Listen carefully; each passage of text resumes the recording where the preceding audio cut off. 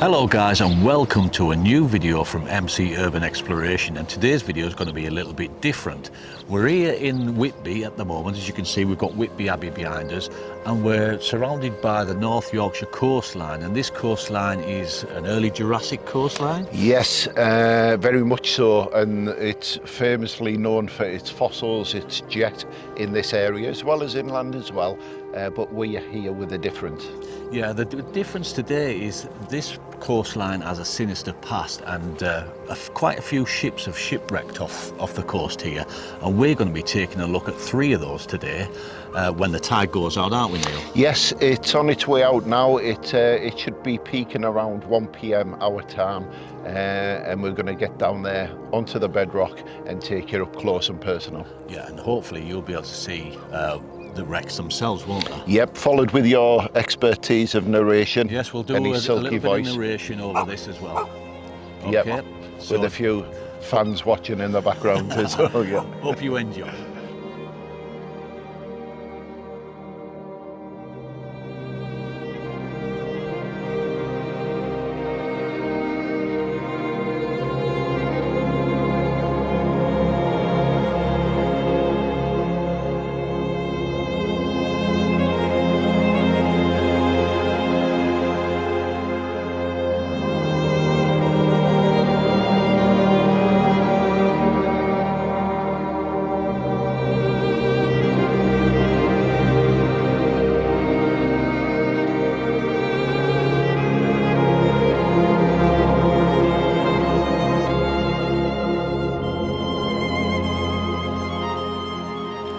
So here we are at our first shipwreck on the North Yorkshire coast. We're at Saltwick Nab, I believe that's what they call it. Is that right, Neil? Yes, it is, yes.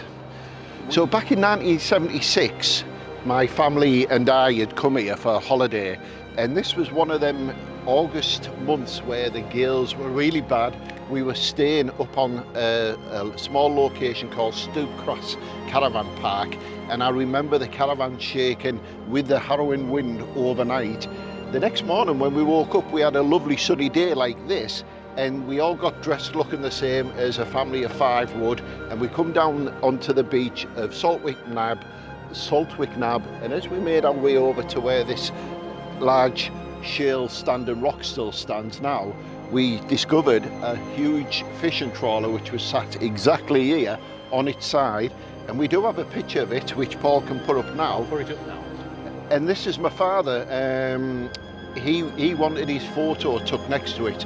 The picture was cropped and you could initially see a large hole in the side of this trawler, and it's been here ever since. It was salvaged. Was the Von Tromp? The Admiral Von Tromp. Yep, 1976, and it got into difficulty off the coast here whilst trawling, doing its fishing stuff, and it was washed ashore.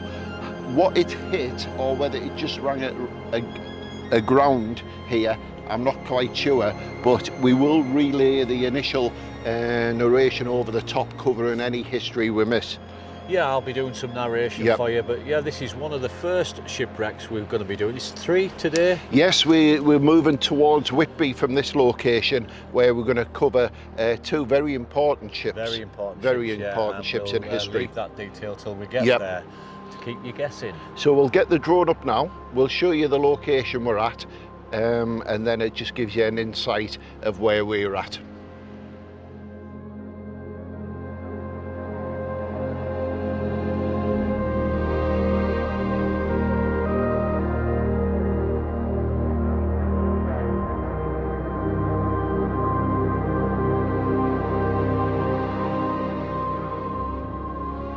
In October of 1976, the original course was set at Barnacle Bay, which is 40 miles north-northeast of Scarborough, but the trawler never got to its destination. Out of a crew of 5, 2 sadly died, Mr. George Edward Eves and Mr. John Addison, who both sadly drowned. John Addison's body was found later on in October in Runswick Bay. The mystery surrounding this wreck is a strange one indeed. The boat was found to be 90 degrees off course, with no reason as to why. and after an extensive investigation, the weather was reported as being no problem. The crew members were not drunk, and if the boat was left to its own devices, it should not have gone off course.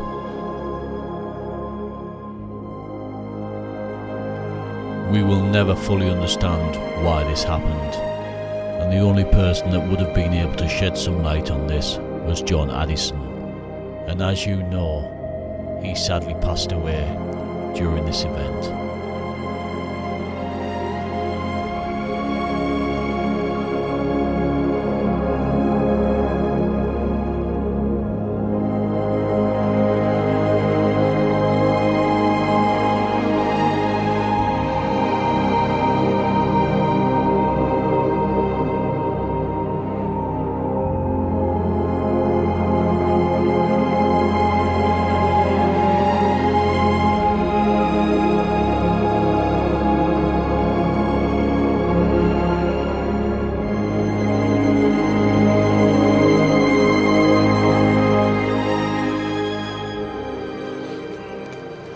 Right, where are we, Paul? We're at the second location of today's shipwrecks, and this is the SS Rohilla. I think it was actually a hospital ship. It was HMHS Rohilla. Yes, Her Majesty's Service, the SS Rohilla. The story is that on October the 30th, 1914, That's correct. she ran aground just off the coast here, behind us in the backdrop, and a major rescue took place in order to save the lives, but very unfortunately 83 people lost their lives on that fateful night. And it was a we've got the stormy footage, night. haven't we? We have got the Can footage. we run that now? And we're going to run that footage right now.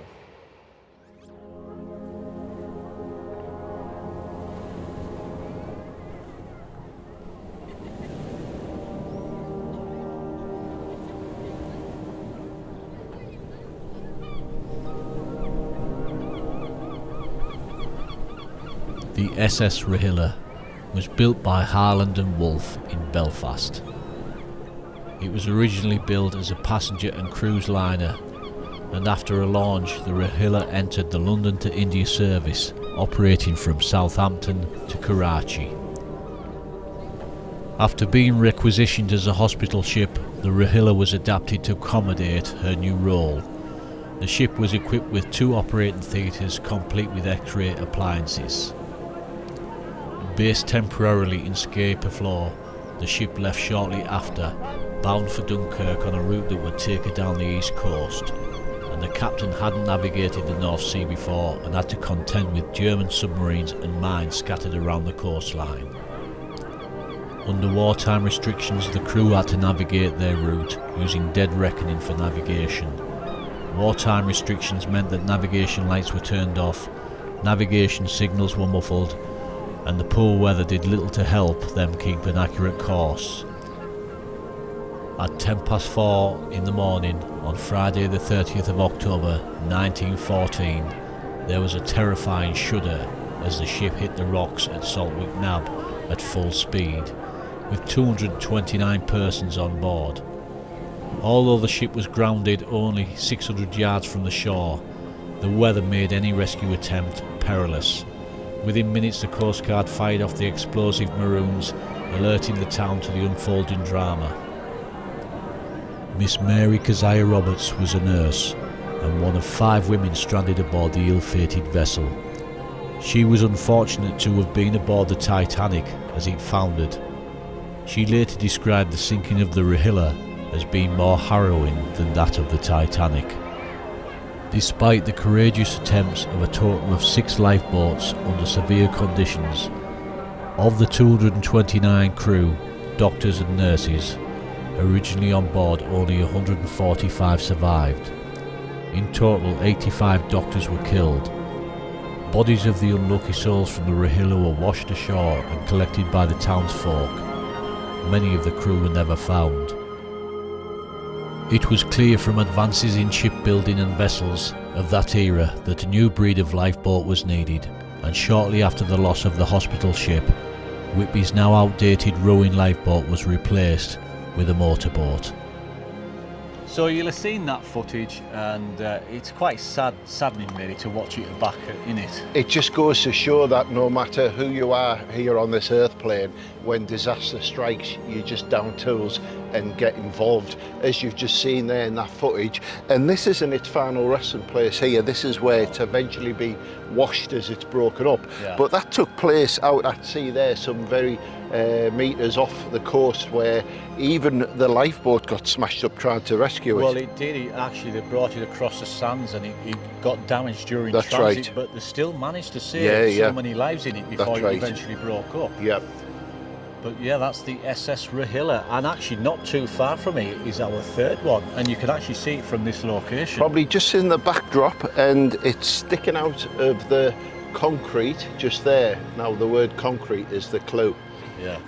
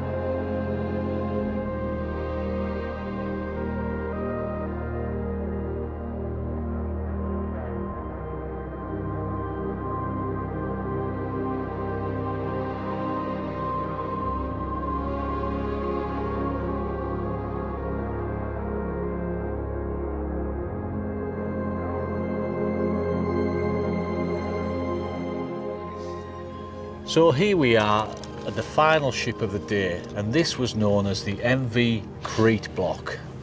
Do you know any more about this, Neil? Yes, it was built around the World War I or the Great War period, and it would never did any service other than just sit around doing nothing, wasn't it? Well, that's right. It was actually sold onto Smith's in Teesside, wasn't it? Smith's Yes, Dock. yes. And used as a tug during the. But the reason it was made out of concrete, this was because during the First World War there was a lack of materials, and they decided to use their initiative by building ships part concrete, part steel, and this was the result of it.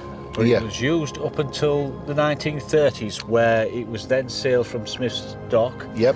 to here, and it sank in 1947, I believe. Yeah, I think I've heard two stories. One, it was starting to crumble and they had to destroy it, or two, it started to crumble on the way. So the safest method out of either theory it was to bring it round here onto the beach and then literally explode it with right, yeah. explosives. There's, as we've covered with the drone footage, there's parts scattered all around where the smaller pieces are being pushed by the ferocity of the sea, but other than that, the bulk of it lies just in the foreground here.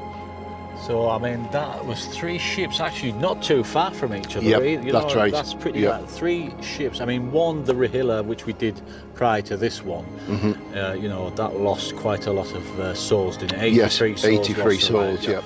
But that concludes our visit of the North Yorkshire Coast and the shipwrecks that lie on it. Yep. Have you got anything else you want to add to this? We'll add some drone shots We're of gonna add some drone this shots. location and a few more just to show the beauty of the northeast coast and the town Whitby, and then we'll end with some drone shots of this as well. Yeah, but it's been great to have you along. I hope you've enjoyed this, and there will be some narration along the way, Yep. and giving you the history of it in detail. And one last thing, because he always gets it first, from Neil and Paul, thanks for joining us. From Paul and Neil. The MVcrete Block was built in 1919 in Shoreham, West Sussex. The history of the ship's life is patchy, but it is known that the concrete ship was purchased by Smith's Dock in Teesside, where it was used as a harbour tug. and in 1935 the MVcrete Block was taken to Whitby to be scrapped. The ship was stripped of everything of value and over time gradually began to deteriorate. In 1947 the decision was taken to scuttle the MVcrete Block. Scuttling is when a ship is sunk deliberately. In its dilapidated state, the MVcrete Block had served its time and was destined for the great ship graveyard at the bottom of the North Sea. During towing out to be scuttled, the MVcrete Block struck Whitby Scar in shallow water. This notorious stretch of water under the Abbey Cliff claimed the MVcrete Block and the vessel broke up.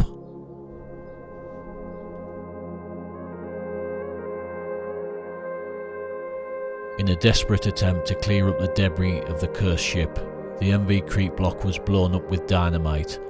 These efforts were only partially successful. As you can see, the MVcrete Block shipwreck is one of the most prominent of the Whitby shipwrecks. We do hope you've enjoyed this video, and there will be more to come. But bye for now. Thank you very much for watching.